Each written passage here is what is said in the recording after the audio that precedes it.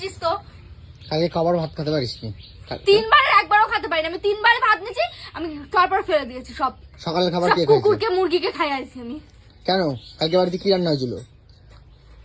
মুরগির ছাড় রান্না করে তোরা খেয়েছিস তো।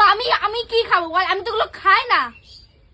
কোনো জিনিস ছোট করে দেখতে হয় না, জানিস? এগুলো কুকুরা ছাড়া কেউ খায় না।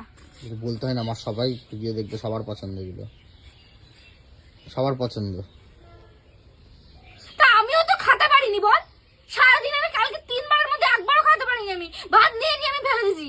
তো তোর জন্য তো ডিম রান্না করা হয়েছিল। সে তুই যতই আলাদা করাই কর, আলাদা খুঁজতে কর।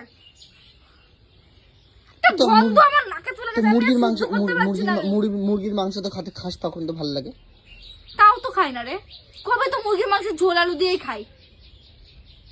তাও তো মুরগির খাসির মাংসটা মাংস ওরকম খাই না। কি খাই? মাছও ভাল লাগে না। ডিমটা তো খাস, তার তো ডিম আনে দেওয়া হয়েছিল কালকে। তো ডিমটা আনে দেওয়া হয়েছিল, কিন্তু সব গন্ধে তো আমার গা গুলে উঠতেছে। গন্ধ তো মানে আর কি বলবো। কি সুন্দর একটা সবজি রান্না করে দিবে, ওসব খাবো তা না। এদের মাছ মাংস ছাড়া পেটে ঢোকে না। বড় লোকদের ভাব দেখায়, বড় লোকই ভাব। ওই মুরগির ছালের দাম কত? তোরা তো এমন ভাব করিস, মাছ ছাড়া পেটে ভাত ঢোকে না, এই ছাড়া পেটে ভাত ঢোকে না। আসলে তো বাঙালি মানেই মাছ, মাছ না হলে ভাল লাগে না। ডাল আলু ভাজা করে খাবি, রান্না কর যা। শান্তির খাওয়ার।